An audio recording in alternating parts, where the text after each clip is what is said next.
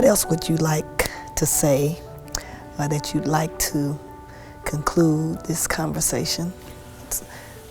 What's on your heart that you'd like for our viewers to know? That the African American preaching tradition is absolutely one of the most beautiful things in America and the world, and that we have been given this tradition. They are preachers in the 18th and 19th century. If we go back and read some of those sermons, those folks were saying something, you know. And that we've been given this tradition.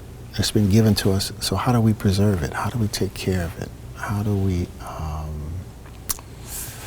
archive it? How do we bequeath it? How do we treat it well? How do we respect it? How do we acknowledge that no preacher is bigger than the tradition that they come out of? As great a preacher as Martin Luther King Jr. was, he's not greater than the tradition. The tradition birthed him. Right. You know, we come out of the theological argument is that did God create ex nihilo or out of substance? You know that. Right. And we act like we're creating ex nihilo, when in fact this substance has been passed to us to shape and direct and form. And you know, I say, for example, C.L. Franklin had the eagle stirreth the nest. Well, they got versions of eagle stirreth the nest back in the 1890s. That sermon has floated in the culture all this time. Now, what he did with it was raw genius.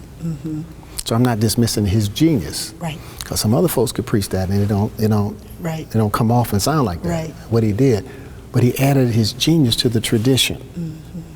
And so what I continue to work against is us getting up being ignorant of the traditions that's been passed to us. We got some stuff that's been passed on to us through generations upon generations, and if we don't honor it, preserve it, write about it, talk about it, and add our own flair and genius to it so that the next generation will take it and add theirs.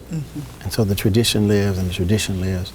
And so I say that the African American preaching tradition can generate a preaching renaissance to revive American Christianity in the 21st century.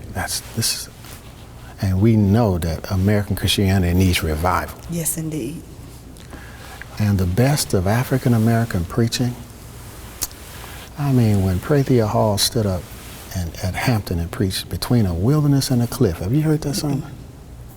I need to download that to you. And she preached between a, she talked about. But I have read it. I haven't heard it because I read it. It is a powerful message.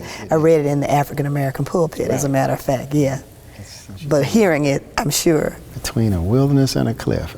We do ministry, and she's talking particularly as a woman, we do ministry between a wilderness and the cliff, talking about Jesus. He preaches, they want to throw him off the cliff. Right. And Gardner Taylor steps out with his own clothes. And you know, he talks that how they crucified him in his own clothes. He talks about they were being whipped and beat. And they crucified him in his own clothes, and he's coming back again. In his own clothes. And it don't get no better than that. It don't get any better. That's the truth. Than that. And so we have this sheer genius. It is sheer genius. Sheer genius. So Carolyn Knight will say, I thank God for making me a black preacher. I thank God for making me a preacher. Thank God for making. And we have some of the most despicable racism, hate, animus has been directed against us. But out of the midst of all that, we have created this thing with God's help of beauty, some joining of the oral traditions of West Africa with the experience of slavery to generate a tradition of hope that is that has saved lives. Oh my God. I tell you, you heard me say this time, I'm not a hooper, but I love hooping when it's right. And when it's right, and the preacher then says, nothing like it. And nothing like it. Nothing like it. It elevates. You can be at a funeral in despair, and the preacher rise And when a preacher gets through, you got the courage at least to get to the gravesite. That's right. When you didn't even know if you was going to get out the car. Right. When you start. Right.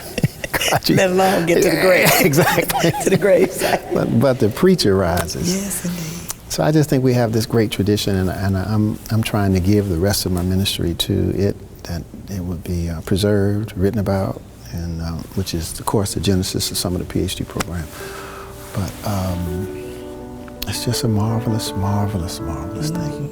It is.